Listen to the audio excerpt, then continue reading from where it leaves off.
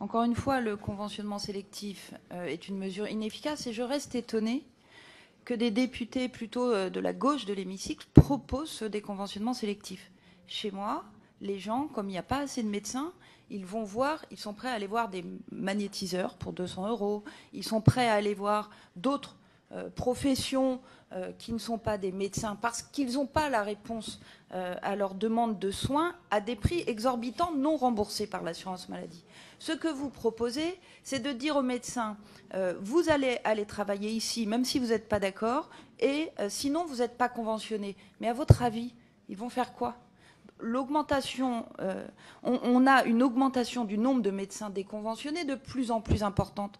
Donc ce que vous allez créer, en plus de créer le fait que les étudiants vont faire autre chose que de la médecine générale libérale, ils vont aller sur tous les postes disponibles salariés et donc continuer à aller travailler où ils veulent. En plus de ça, vous allez créer des médecins déconventionnés qui auront décidé éventuellement de travailler en libéral à certains endroits et dont les patients, notamment les plus fragiles qui ne pourront pas se déplacer, seront pas remboursés. Je n'arrive toujours pas à comprendre pourquoi c'est une mesure proposée par la gauche de notre hémicycle. Très bien. Enfin, vous avez dit, pardon, juste je finis, sur pourquoi les autres professions, on le fait bien pour les kinés, pour les pharmaciens, on a régulé pour eux. Parce que la quantité globale de kinés ou de pharmaciens, par exemple, quand cette mesure a été mise en place, il y avait un gradient de 7 fois plus dans les zones surdotées que dans les zones sous-dotées.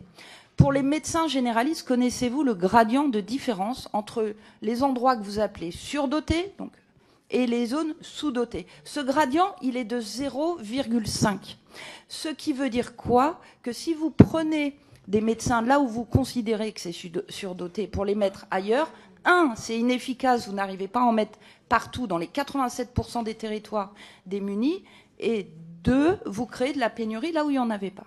Donc en fait, c'est vraiment, agissons sur d'autres choses. On a beaucoup de choses à faire sur l'accès aux soins, à mon avis, mais cette mesure, elle est inefficace et en termes d'accès aux soins et en termes d'accès financier aux soins.